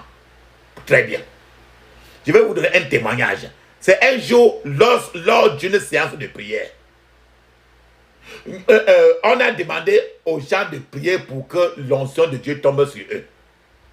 Pendant que les gens étaient en train de prier suffisamment, et avec les haut-parleurs levés, il y a une femme qui est restée dans sa chambre très loin, écoutait les prières. Et pendant qu'elle écoutait les prières, elle priait sérieusement comme si elle était dans la salle. Elle a commencé à prier sérieusement, comme si elle était dans ce lieu de prière. Soudain, pendant qu'elle priait, elle-même étant là-bas, elle a vomi un serpent vivant. Ce n'est pas un rêve, ce n'est pas une vision. Un serpent vivant est sorti de sa bouche et tombé. Papa, maman, la Bible dit que par l'onction, Jésus brise le joug. Quand l'onction tombe sur vous, peu importe depuis combien de temps ce problème, ce jour-là est là où, comment le jour est arrivé en vous. Ce problème est arrivé en vous. Ce jour-là sera sûrement brisé. L'onction brise le joug. Papa, maman, aujourd'hui, le Seigneur est prêt à enterrer tous vos problèmes. Pas certains de vos problèmes. Tous vos problèmes, si et seulement si vous le lui permettez de les enterrer, de les amener à un cimetière spécifique pour faire l'enterrement, pour que tu danses très bien pour faire le funérail de tes problèmes. Dans le psaume 3, verset 7, il est écrit, je cite, « Lève-toi, Éternel, sauve-moi, mon Dieu, car tu frappes à la joue tous mes ennemis. Tu brises les dents des méchants. » Ce verset te dit que quoi, papa, maman? Lorsque l'ennemi est frappé à la joue, suivant le verset, la joue, c'est ta joue là. Mais ça, quand tu parles, quand quelqu'un a de te maudire, ce n'est pas la bouche. Mais quand Dieu frappe la joue d'une sorcière qui a de te maudire dans la nuit, toute l'incantation que la sorcière veut prononcer va mourir dans sa propre bouche. C'est-à-dire que n'importe quelle chose que la personne dit de négatif va retomber sur la propre personne. La Bible, ici dans le psaume 3, verset 1, il dit que tu brises les dents des méchants. Ça veut dire que tu brises les dents des sorciers, des marabouts, de ceux qui me font du mal. Quand les dents d'un sorcier sont écrasées, ces armes, parce que les dents, c'est avec ça qu'ils mangent les chairs humaines, qui boivent le sang. Donc ces armes sont détruites. Certaines puissances, certaines personnes se contentent même de prendre des décisions concernant les autres et faire des déclarations pour maudire, pour que les gens ne deviennent rien. Ces gens ne le feront pas jamais une chose ou une autre et ils font ça et ça arrive. La plupart du temps, ce qu'ils disent que la personne ne fera pas est le plus souvent une bonne chose. Par exemple, il y a certains gens qui se mettent dans la nuit. Ils disent que telle personne ne se mariera jamais. Telle personne n'aura jamais un enfant. Telle personne n'aura jamais un enfant garçon. Telle personne n'aura jamais... Ils maudit dans la nuit. Ils font ça dans la nuit. Papa, maman, aujourd'hui, les gens qui ont dit que tu n'as, aujourd'hui, rappelle-toi très bien, tu vas prier ce genre de prière-là aujourd'hui. Trop pour que le Seigneur t'aide et m'aide aussi. Mais une chose que vous devez faire, papa, maman, bien-aimé, si jusqu'à présent que nous causons ensemble là, vous n'avez pas abandonné votre vie au Seigneur Jésus, je vous conseillerais de le faire là où vous êtes, pas après, là où vous êtes. Le Seigneur attend de vous prendre dans ses propres bras. Confessez-lui vos péchés et demandez-lui de vous pardonner. Jésus est venu mourir pour vos péchés, afin que vous puissiez moi et toi, devenir un enfant de Dieu. Il a fallu qu'il meure pour que tu deviennes quelque chose. S'il ne mourait pas, toi et moi, on ne pouvait pas. C'est maintenant le temps de réclamer le pouvoir rédempteur de son sang versé sur la croix du calvaire. C'est le temps de lui demander, papa, maintenant, d'entrer dans votre vie et de devenir votre Seigneur, de devenir votre sauveur personnel. Papa, maman, c'est le temps de renoncer maintenant au diable. Renoncer à tous les œuvres de la chair. Tout. Décidez que vous n'y retournerez plus. Prenez cette décision efficace. Si vous avez fait ça, papa, maintenant, je remercie Dieu pour cette décision que vous venez de prendre. Je prie aussi, papa, maman, pour que le Seigneur le rende permanent dans votre vie au nom de Jésus. Je prie pour que le Seigneur prenne le contrôle absolu de tous les aspects de votre vie et qu'à partir d'aujourd'hui, vous viviez une nouvelle vie en lui. Une nouvelle vie en lui. Maintenant, papa, maman, je veux que vous preniez ces prières que je vais suggérer, que nous prions ensemble, avec toute agressivité, que vous pouvez rassembler, croyant que Dieu interviendra dans votre situation, pas demain, mais aujourd'hui. C'est mon joyeux service d'offrir à Jésus-Christ un vivant sacrifice. Mon corps et mon esprit acceptent mon offrande. Bien-aimé fils de Dieu, et que sur moi descende la flamme du Saint-Dieu. J'abandonne ma vie sans regret ni frayeur à ta grâce infinie. Ô mon libérateur, accepte mon offrande. Bien-aimé fils de Dieu, et que sur moi descende la flamme du Saint-Dieu. Qu'un feu nouveau s'allume par ton amour à moi, et dans mon cœur consume ce qui n'est pas à toi. Accepte mon offrande, bien-aimé fils de Dieu, et que sur moi descende la flamme du Saint-Dieu. Viens Jésus, sois mon maître, par ton sang racheté. À toi seul je veux être, et pour l'éternité accepte mon offrande, bien-aimé fils de Dieu, et que sur moi descende la flamme du Saint-Dieu. Amen. Le Seigneur a accepté nos offrandes. Amen. Papa, maman, il est temps de fermer les yeux. Ouvre ta bouche très bien. Nous avons dit qu'il faut apprendre à crier, apprendre à appeler l'onction. Tout ce que nous avons dit, on va prier aujourd'hui. La prière n'est pas longue, mais un peu. Criez ainsi. Ferme tes yeux. Je cours mon esprit, mon âme, mon corps, toutes mes possessions, dans le sang de Jésus. Je cours mon esprit, mon âme et mon corps, et mes possessions, dans le sang de Jésus. Dans le puissant de Jésus, j'ai prié. Amen. Papa, maman, rappelle-toi au début, je vous ai parlé que vous pouvez demander au Seigneur de vous choisir pour des bénédictions spéciales.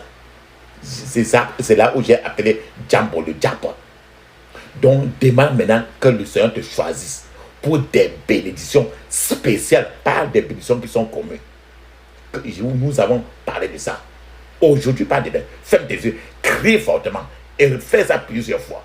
Oh Seigneur, choisis-moi pour des bénédictions spéciales aujourd'hui. Au nom de Jésus. Oh Seigneur, choisis-moi pour des bénédictions spéciales aujourd'hui. Au nom de Jésus. Oh Seigneur, choisis-moi pour des bénédictions spéciales aujourd'hui. Au nom de Jésus. Oh Seigneur, choisis-moi pour des bénédictions spéciales aujourd'hui.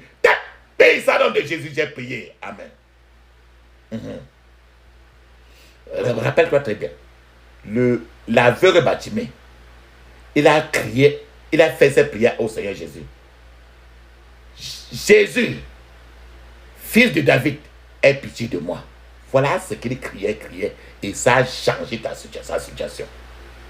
Toi-même aujourd'hui, papa, maman, il est temps de crier ce genre de prière aujourd'hui. Ne prends pas comme l'amusement, parce que c'est une prière qui est plus profonde. Ça va dans toutes les qualités de ta vie. Ferme tes yeux, crie ainsi, à haute voix.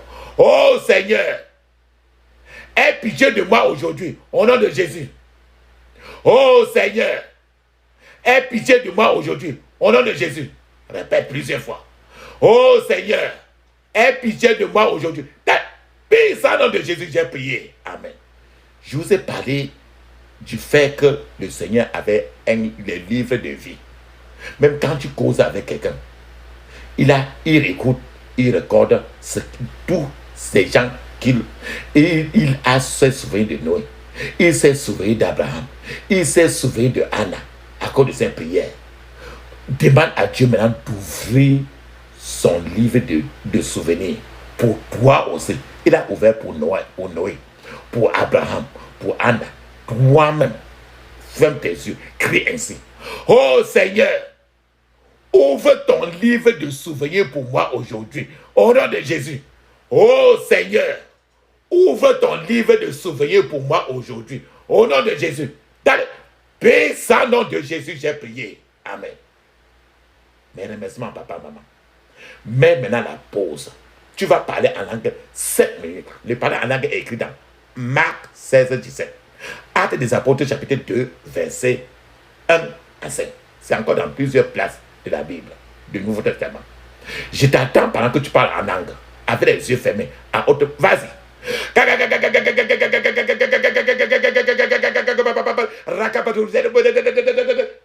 Et ça nom de Jésus, j'ai prié. Amen. Mes remerciements, papa, maman. Maintenant, nous avons parlé du livre de souvenirs, que le Seigneur peut ouvrir les livres de souvenirs. Demande que le Seigneur ouvre aussi. Rappelle-toi de Mardoché. La situation de Mardoché. Mardoché était à la porte du royaume. Il était à la porte, on l'avait oublié depuis. Il a risqué d'être oublié. Jusqu'à ce que le roi a ouvert le livre de souvenirs pour sa faveur divine. Toi-même maintenant, papa, maman, bien-aimé, appelle le Seigneur pour qu'il ouvre son livre de souvenirs pour ta faveur divine aujourd'hui, pas demain. Ferme tes yeux, ouvre ta bouche, crie fortement. Oh Seigneur, ouvre ton livre de souvenirs pour ma faveur divine aujourd'hui, au nom de Jésus. Oh Seigneur, ouvre ton livre de souvenirs pour ma faveur divine aujourd'hui, au nom de Jésus. Oh Seigneur, ouvre ton livre de souvenirs pour ma faveur divine aujourd'hui. Dans le puissant nom de Jésus, j'ai prié. Amen. Papa, maman, demande maintenant les anges de guerre.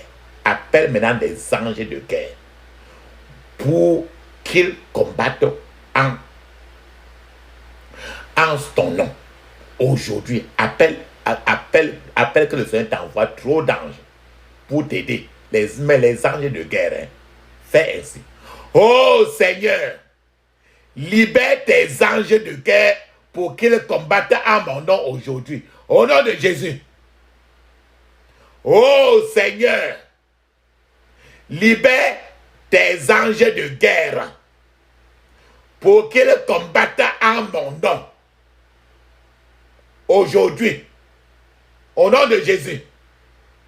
Oh Seigneur, libère tes anges de guerre pour qu'ils combattent en mon nom aujourd'hui, au nom de Jésus. Dans le puissant nom de Jésus, j'ai prié. Amen. Papa, maman, il est temps maintenant que tu fermes tes yeux seulement. Ouvre ta bouche. Ne dis aucun mot, même Amen, ne dis pas.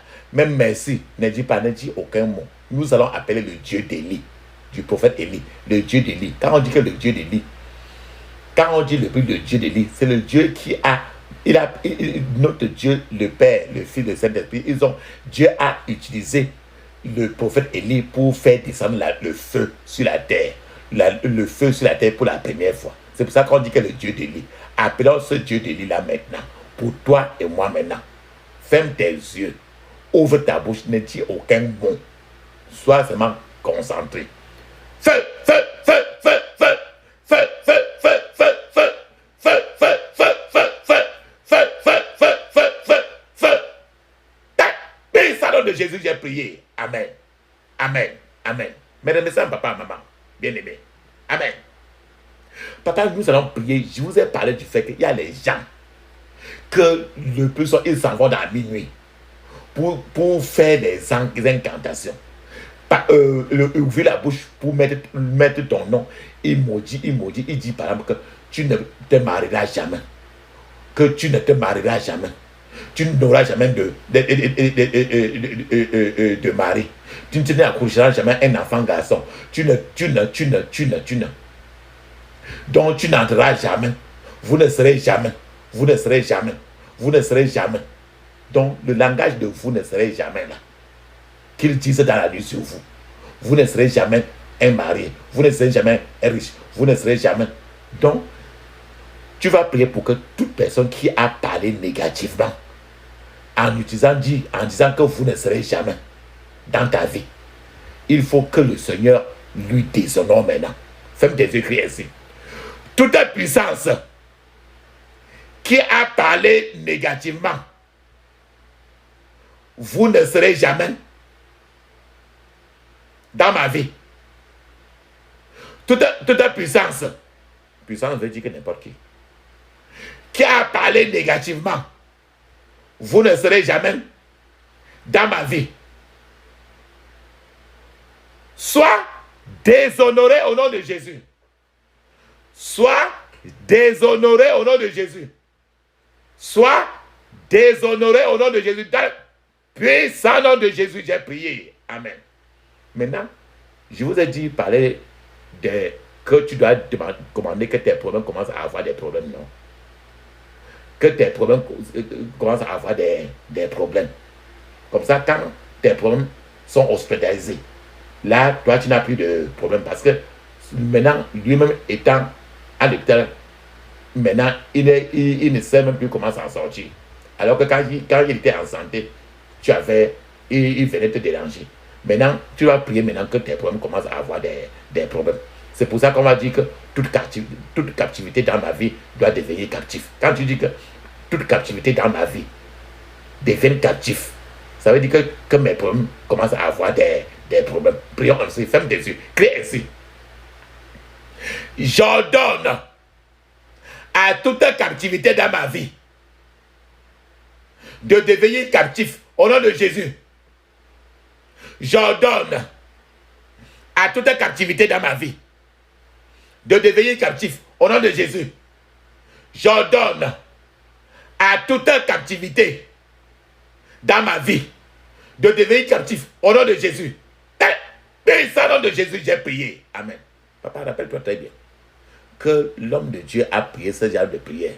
5 personnes, tu te rappelles très bien, 5 personnes ont commencé à avoir des problèmes. La première personne est morte, l'autre personne, il a perdu sa femme, l'autre personne est tombée malade, l'autre personne est paralysée, l'autre a couru vers lui pour lui demander les excuses et il a donné sa vie à Jésus. Donc, c'est une prière très difficile, très dangereuse, très dangereuse. Ferme tes yeux, crie encore.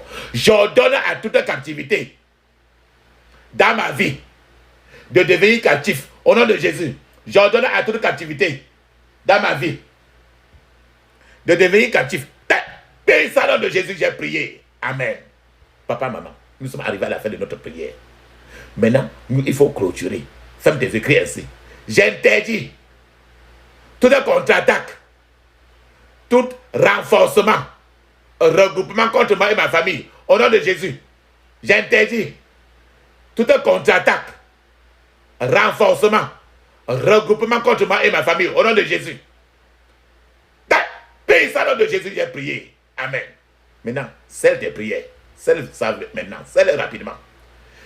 Je scelle toutes mes prières dans le sang de Jésus. Je scelle toutes mes prières dans le sang de Jésus. Oh, puissant nom de Jésus, j'ai prié. Amen. Dis Amen cette fois. Amen.